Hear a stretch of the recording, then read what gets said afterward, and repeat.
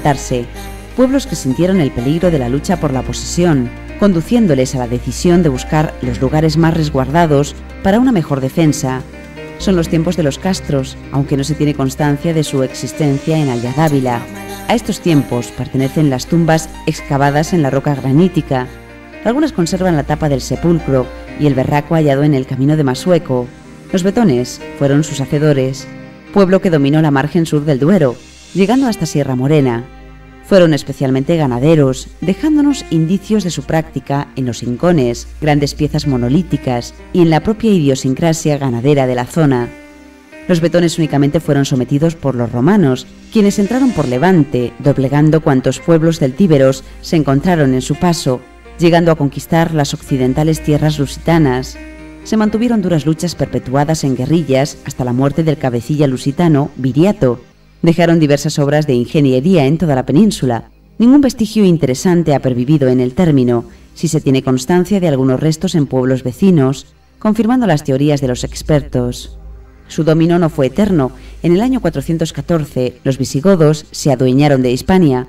Mantuvieron parte ideológica de los romanos, quienes habían dejado una impronta difícil de borrar, pues pervivió la nueva fe, la organización diocesana, la lengua y parte de la normativa civil y penal. De los visigodos tan solo algún topónimo se conserva en la zona. Se han perdido las leyendas e historias que corrieron por el lugar. No muchas más quedan de la época musulmana. Los nuevos invasores de estos pagos obligaron a los nobles visigodos a huir hasta los recónditos escondites del norte peninsular, desde donde comenzaron la reconquista. Los musulmanes respetaron el culto cristiano en los templos, siempre bajo pago impositivo. En su recuerdo se mantiene la Fuente del Moro, una de tantas en el territorio. La reconquista empezó a fructificar.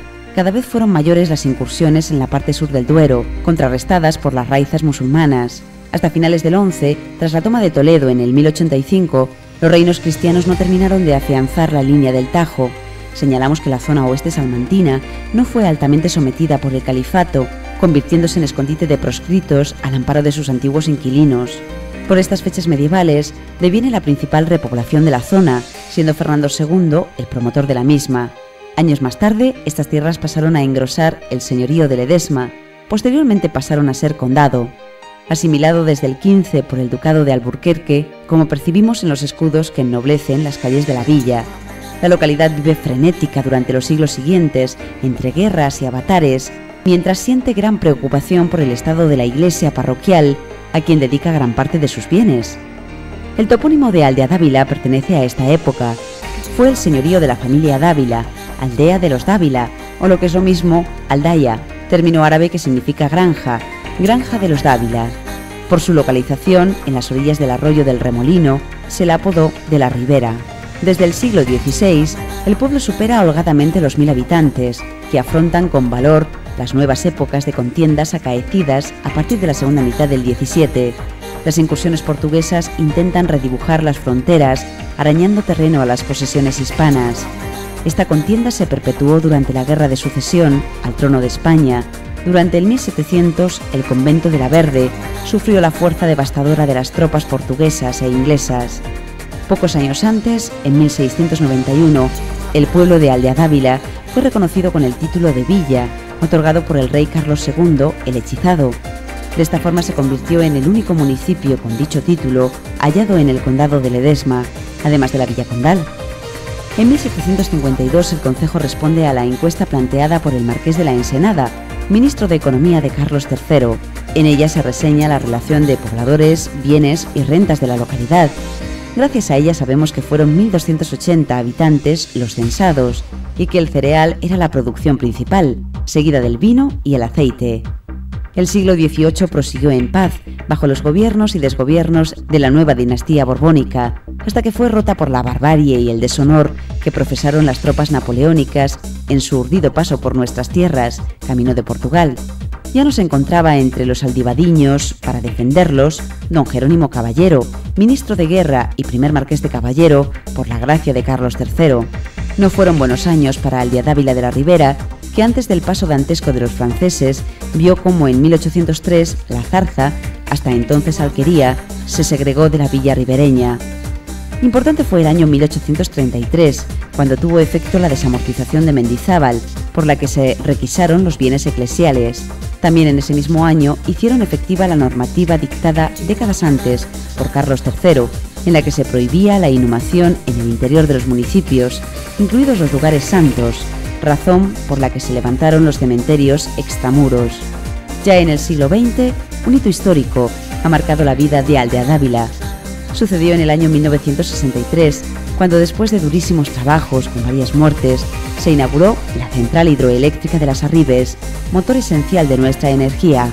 La historia demográfica no ha sido menos interesante, viviendo sus momentos más álgidos durante los años de la construcción del Salto, llegándose a los 3.388 habitantes, cifra ilusoria que no corresponde a la realidad anterior.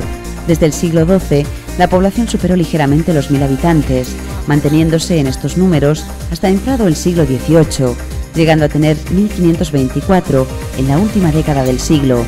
A mediados del siglo siguiente eran ya casi 2.000 ribereños quienes habitaban Aldeadávila, que alcanzó los 2.233 censados en 1887. El número descendió, motivado por las guerras, epidemias y migraciones que acaecieron durante la segunda mitad del XIX. Por ello, tan solo 1914 fueron los vecinos que saludaron al siglo XXI. En él, los niveles de población se estacionaron, exceptuando los años de la construcción de los Saltos y la presa de Aldeadávila. A partir de los 70 sucedió la evolución común a casi todo el mundo rural de la provincia, un descenso progresivo marcado por el crecimiento natural negativo.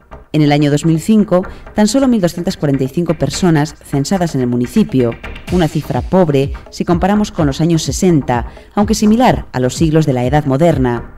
Para frenar la caída poblacional, el Ayuntamiento promueve una serie de actuaciones, el fomento de buenas instalaciones infantiles, así como una ayuda económica por cada nacimiento, distribuida durante 2 años. A los vecinos ribereños debemos sumar los casi 200 de Corporario, además de los 25 del Salto de Aldeadávila. Corporario es una alquería de cierta consideración a menos de 1,5 kilómetros de distancia. Por su parte, las casas del Salto, familiarmente conocidas como El Poblado, se localizan en la parte baja, al sur de la presa, junto al lugar ocupado por las rehabilitadas ruinas del convento barroco de Santa Marina, más conocido como de la Verde, en la confluencia con el término de Mieza. Observamos una importante diferencia económica entre los 3 núcleos poblacionales. Se distinguen notablemente Aldeadávila y Corporario con respecto al Poblado. Este último vive de la presa y el Salto, siendo sus ocupantes trabajadores del complejo hidroeléctrico. Es uno de los más avanzados de Europa. Fue ampliado en 1983. Es la central de mayor producción del continente. Los Saltos, gracias a la fuerza del agua que cae poderosamente, mueven las turbinas de más de 8 toneladas. Configura la enorme galería de turbinas una imagen indescriptible, sublime. No somos capaces de imaginar la ingente cantidad de energía que generan, hasta 4.000 millones de kilovatios, distribuida mediante una importante red de cableado. Este es soportado por grandes torretas metálicas unidas simbióticamente al paisaje, contrapunto de vanguardia y senectud, cuya máxima expresión está en la construcción de la presa, hasta no hace mucho la más alta de Europa, con cerca de 100 metros de altura. Impresiona ver descender el agua por las gargantas del muro de contención, rompiendo con violencia. Contemplamos atónitos las escaleras utilizadas durante su construcción, no aconsejables para cardíacos. La rentabilidad de esta colosal obra revierte en el pueblo. El ayuntamiento recibe anualmente una importante cantidad pecuniaria procurada por la internacional Iberdrola, compañía que explota el Salto. Por ello, las arcas municipales de la villa son una de las más ricas de la provincia.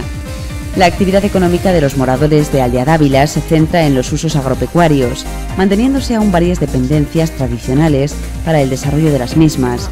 Cultivos mediterráneos en los bancales y zonas más ribereñas nos ofrecen una nutrida variedad frutal, con almendros, nogales, limoneros, naranjos y chumberas, entre otros. Acompañan a la más importante actividad, la vinícola.